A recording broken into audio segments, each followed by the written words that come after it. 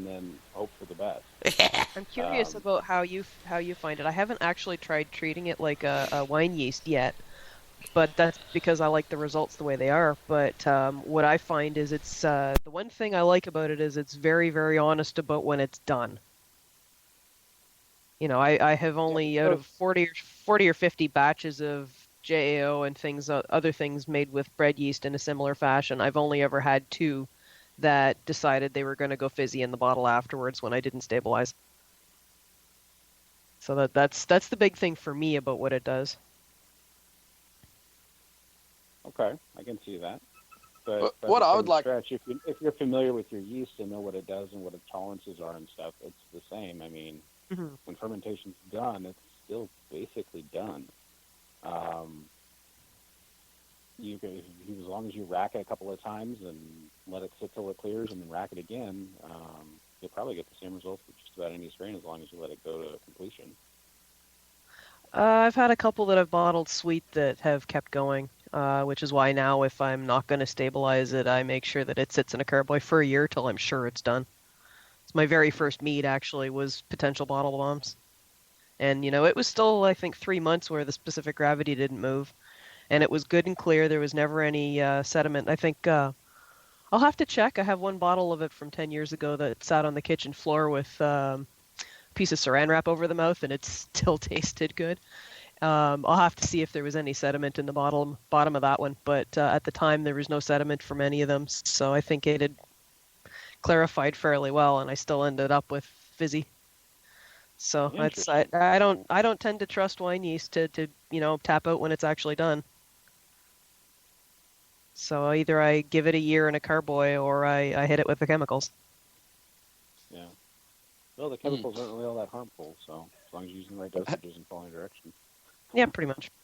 How do you cope commercially with the fluffiness of bread yeast? Like, you got to be so damn delicate with it once it has cleared, or it takes even longer to clear the second time. I just rack it.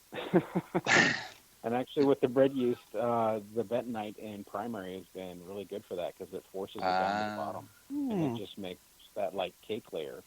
Yeah, it makes it stick to it. The top layer, and it's done. Yeah, it just clumps it up right down at the bottom. I am trying that next JAO. Thank you for that idea. That's my experience with bread yeast. Is it doesn't cake down, but your bentonite, yeah, that might well be the solution to all our woes. I don't know about all of them. It kind of depends on what we're trying to do, but because all the different finding agents are useful for different things, whether you're trying to hold positive molecules or negative molecules or proteins or whatever it is you're trying to actually get out of solution. Each one does something different. So as long as you know what you have suspended, using the right finding agent will clear it out pretty quickly. And if you don't, then start with bentonite and proceed with other ones that do the other things. Or at least that's what I do. Test and measure, and then use the right one. That's true. If you've got the stuff you can, test to figure out what it is that's in suspension. Well, yeah. Yeah, I have no idea why my stupid banana mead is, or my stupid banana wine is still cloudy after 10 years. Oh God, it's so hard to clear. I've heard that everybody I know who's done a banana mead, that's what you hear. And at some point, everybody just needs to say, you know what? Banana meads are cloudy. Get over it. When you come to the shop, Vicky, remind me to let you try. I used Y yeast WLP 099. So they're potentially 25% alcohol. Really? Oh my! Holy crap! 21.5%-ish, and it's a banana because the buckwheat honey and the yeast produce a lot of banana esters. Uh-huh. So put more bananas in it, and it's perfectly clear at about 4 months. So you got like bananas Foster mead? Is that what you're saying? Yeah, but it's not done yet. I've got some French oak and some American white oak that are sitting in bourbon. I'm about to drink the bourbon and put the chips into the. Good Lord! Let it age for a little bit. Holy crap! And this is going to be done when? Exactly? What day? It's drinkable now. It's just really bourbon and, and oak and bananas and, like that. I mean, come on, bourbon. You said the magic word. Hey, while you're up here, you need to go by 2 Bar Distilling. They have actually become my favorite bourbon. Well, maybe we can meet there for a drink. Yeah, that's fine. He can drag you out of the meadery long enough to go have a drink and talk shop, you know? Yeah, I'm trying to get some barrels from him anyway, so. Oh, cool. Well, then we can go up there and you can go, this is Vicky, the owner of GotMead.com, and she's here visiting me, and I was telling her about y'all's barrels. Yeah. Use me as a pry bar to get barrels. Oh, he already wants to sell me barrels. He wants to do a collaboration. Probably next cool. week Oh, cool. so. So yeah, I want to try the banana mead before, and if it's done before I go home, after it comes off the bourbon doke chips. Okay. Yeah, they'll probably be going on chips. I think. I don't have my schedule in front of me. I think in 2 weeks is when I'm going to do that. I think that sounds right. Okay, Hamish has to Still take October, off. right? Oh yeah, No. Hamish is trying to. Oh, he's trying to. All right, so say goodbye, Hamish. Goodbye, Hamish. Good night, Eric. It's been great having a chat with you. I'm sorry I can't stay on any longer. I just do have to run. I've got a couple of clients who've been pressing me for the last half hour. So got to get back to work. It is still middle of the afternoon here. And so I'll catch you next time. And hopefully you'll be at the show, yes? I will do my best. I can't commit just yet, but I will do my best. All right, good If night. you have any other questions or anything like that, you can shoot me an email. I will be doing that.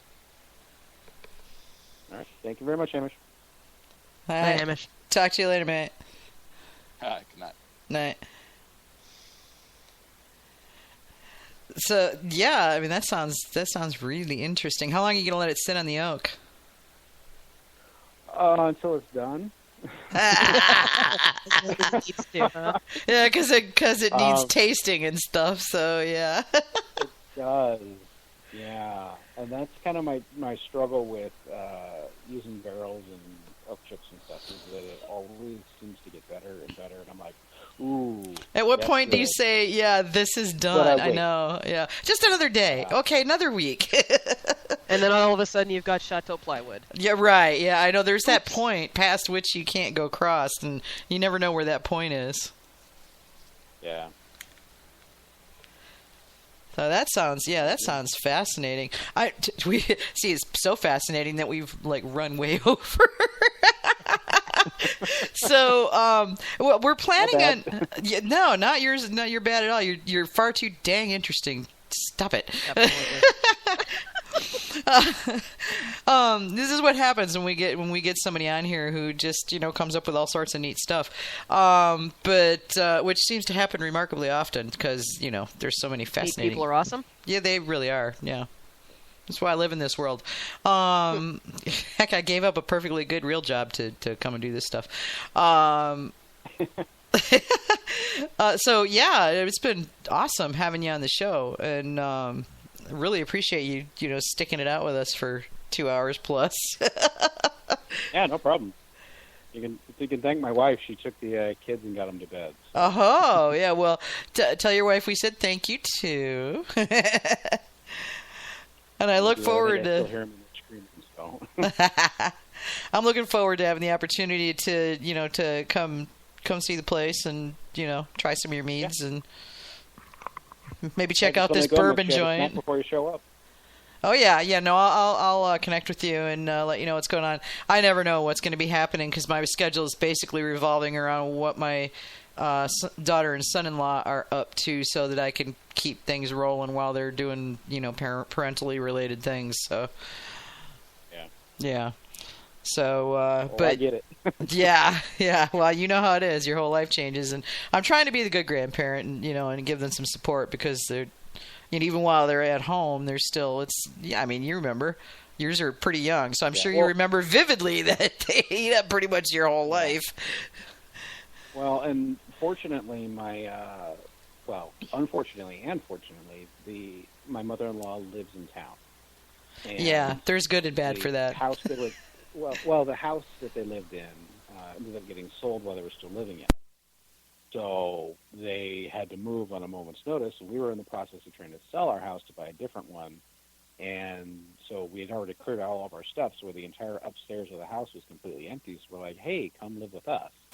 Because it was kind of a sudden sale of their house. So she lives here now, so she helps out Okay. a lot with the kids, too. So her and my wife took the kids shopping when I first jumped on the call, and then they came home about halfway through, and then they got the kids in bed, and so we've got kind of that support structure here already, which is really, really nice. That is nice, so yeah. Kind of affords extra opportunities, and then the entire family's here to, see everybody grow up and interact and stuff like that. So it works out.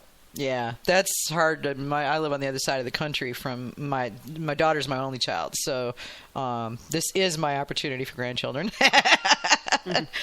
Yeah, and so they asked me to come out and help, and I'm here till, I came out the third week of October because she ended up having the baby early, and then I'm here till just after Christmas, and then we've got an RV, so we're going to drive the RV all the way across country next summer, and my daughter has found an RV park near her, so we're going to set up and do Camp Grandma on Wheels for not like every day, but it'll be Camp Grandma on Wheels where I can go kidnap my grandson and take him to the park or take him to the zoo or whatever, or haul him around Washington with me while I visit meaderies. Yeah.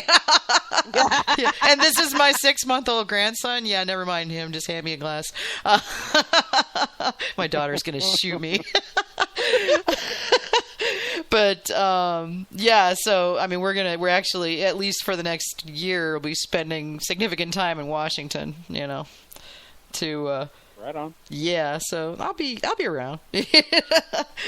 Well, you're always welcome by the shop, and obviously, as you saw from the webpage and what we talked about, I've always got all sorts of experiments going on. I've got 3 flavors that are distributed around the state. I've got 12 that are going through the meadery right now, another 9 that I'm waiting for recipe approval, and somewhere between 15 and 20 that I'm still experimenting with, and then a whole list of stuff that I'm waiting to start experimenting with. Wow. Just kind of find space for it. Crazy. Well, here's hoping that the ideal location presents itself sooner rather than later, because it sounds like you're ready. Well, when you come by, you'll see I am completely out of space. I just don't have room for stuff anymore. So we can stand outside and taste, You can come inside. There's about a 2-foot by about 8 feet that you can stand in. So. Okay, so we can just sort of, keep our shoulders tucked in and don't make expansive gestures, and we should be fine, right? No hand waving. Maybe you can come to the other side of the bar where there's a little more room. I'll ask real nice. Right. So, all right. Well, we'll let you get back to the rest of your evening, and thank you so much for giving this much of it to us. It's been a hell of fun, man. It's cool. Fun. Yeah, it was. Well, that's fun. Thank you very much. I appreciate it. Oh, thank you. I will go and copy and paste some of your experimental stuff and put it on the show page for people to drool over. But yeah, for anybody who's listening to this and they're like, what's she talking about? Go to aesirmeadery.com, AESIR meadery.com, and just click on what's new, and you're going to get a list of what they've got, what they're fixing to bottle, and what they've got as experimentals, which means you have to come to the tasting room to try it, or I have to know Eric really well and have him like you to get to try it. So I have a lot of people trying to get on my Christmas list now, I feel like. Yeah, you're gonna have friends. So yeah, we're getting okay. Hamish just said we dropped out. So at any rate, we'll let you go, and thanks so much for coming on the show. Yeah, thanks, Vicky. I appreciate it. All right, I'll talk to you soon, Eric. All right, you guys have a good night. All right, you too. Yeah, you too. Take care. You too. Bye. Bye. So, yeah, okay. Okay. Haim says he's live on the call, not the radio. Is it just me, or does every guest we have just keep getting more and more awesome? I know, right? It's going to get to the point where we're doing 3 and 4 hour shows because we just can't let them go because they're too interesting. That's going to be like, okay, this is going to be part 1 and part 2. AJ and Vicky, shut up. So, all right. So, hopefully you guys liked that as much as we did, because that was damn fascinating. So, okay, upcoming events. I don't have any I haven't had a chance to dig up events. So if you would like your event to be listed on the Got Mead live show and also on Got Mead, please send your event information